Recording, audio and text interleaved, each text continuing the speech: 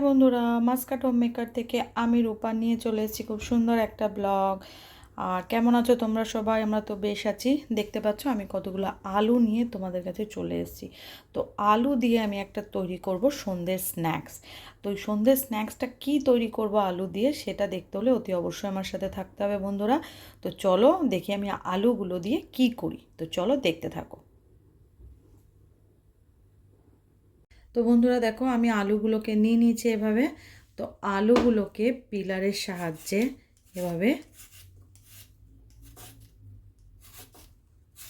ছুলে নেব, পরিষ্কার করে এভাবে ছুলে নেব। তো এইভাবে প্রত্যেকটা আলু ছুলে নিতে হবে। ফাইনালি আলুগুলোকে এভাবে ছুলে আমি একটু জলে ভিজিয়ে রেখেছি।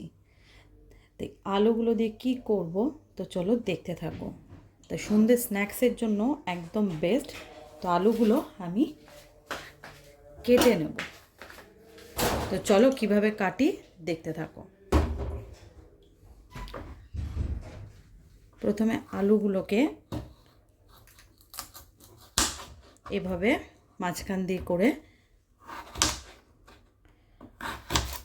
এভাবে করে নেব, কেটে নেব।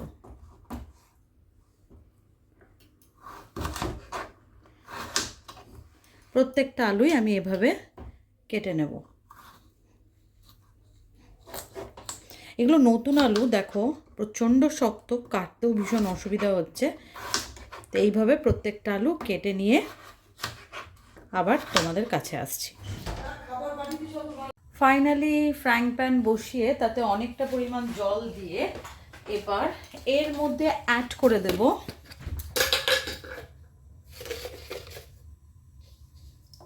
নুন।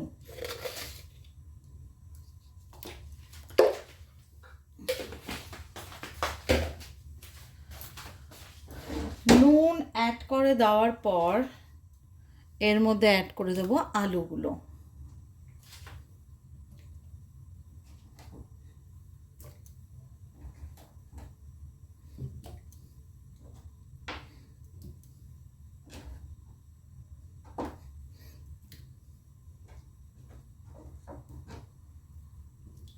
দিয়ে গ্যাসের ফ্লেমটা একটু কমিয়ে দেব।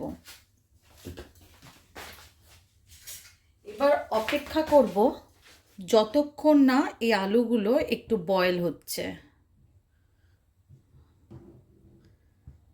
তো চলো আলুগুলো একটু বয়েল হোক, তারপর আবার তোমাদের কাছে আসছি। ফাইনালি দেখো আলুগুলো অনেকটাই বয়েল হয়ে এসছে। আমি একটু ছুরির সাহায্যে দেখলাম, দেখো বয়েল হয়ে এসছে। তো এবার আমি এটাকে গ্যাসটা বন্ধ করে জল ঝরিয়ে নেব। এরপর দেখো আলুগুলোকে জল ঝরিয়ে এভাবে নিয়ে নিয়েছি। তো আলুগুলোর মধ্যে আমি অলরেডি লবণ অ্যাড করা ছিল। এরপর আলুগুলোকে এক করে সব মশলা দিয়ে মেখে নেব। প্রথমে অ্যাড করে দিলাম গোলমরিচের গুঁড়ো,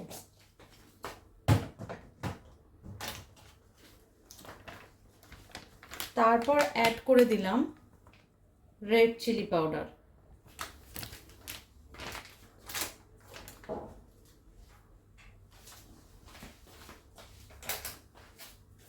তারপর অ্যাড করে দেব কর্নফ্লাওয়ার,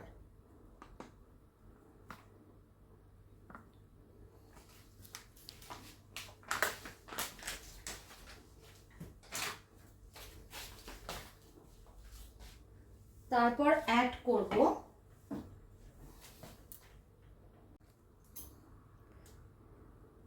অয়েল। আমি এখানে রিফাইন্ড অয়েল ইউজ করছি, তোমরা এখানে যে কোনো, তবে রিফাইন্ড অয়েল ইউজ করলে সব থেকে বেশি ভালো। তারপর অ্যাড করে দেব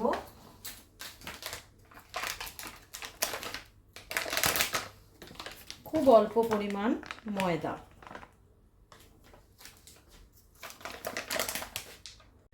এরপর ভালোভাবে হাতের সাহায্যে আলুটাকে মেখে নেব। আমি কিন্তু এর মধ্যে নুন অ্যাড করিনি, কারণ যেহেতু অনেকটা নুন দিয়ে আমি আলুটাকে সেদ্ধ করেছিলাম, তাই এর জন্য আর নুন অ্যাড করলাম না। আমি দেখো খুব ঘরে থাকা উপকরণ দিয়ে এই রকম স্ন্যাক্স যে কোনো দিন সন্ধ্যাবেলা চা কফির সাথে জাস্ট অসাধারণ লাগবে। দেখতে পাচ্ছ প্রত্যেকটা আলু এভাবে মিশে গেছে।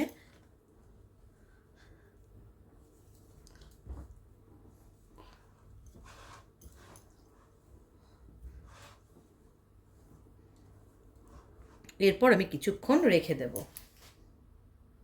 গ্যাসে এই ফ্রাইং প্যানটা বসিয়ে তাতে খুব বেশি পরিমাণ তেল অ্যাড করব, কারণ এগুলোতে ডিপ ফ্রাই করতে লাগে। আমি অ্যাড করে দিলাম অনেকটা পরিমাণ তেল।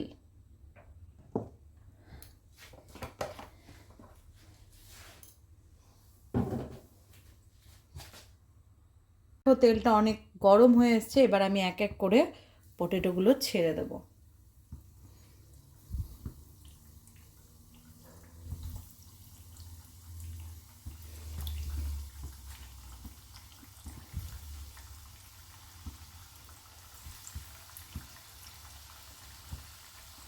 ঘরে থাকা সামান্য উপকরণ দিয়ে অসাধারণ একটা স্ন্যাক্সের রেসিপি।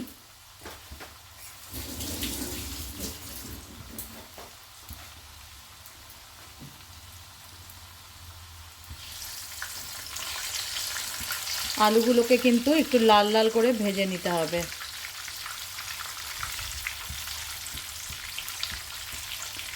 দেখো তাহলে একটু ভাজা হোক, তারপর আবার তোমাদের কাছে আসছি। এইবার আলুগুলোকে একটু ওলট পালট করে দেব, করে লাল করে ভাজতে হবে।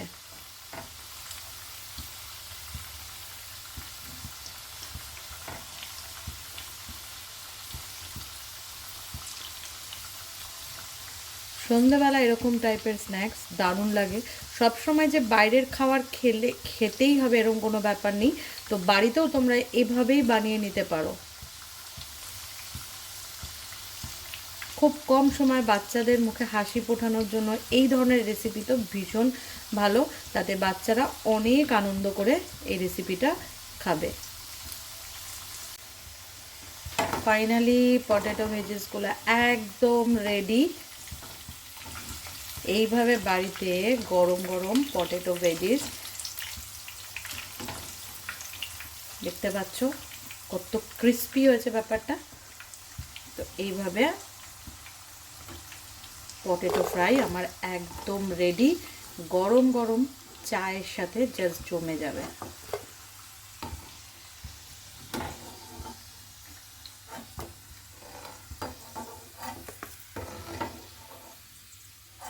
চলো একবার খেয়ে দেখাই তোমাদের কেমন হয়েছে বা কতটা ক্রিস্পি হয়েছে।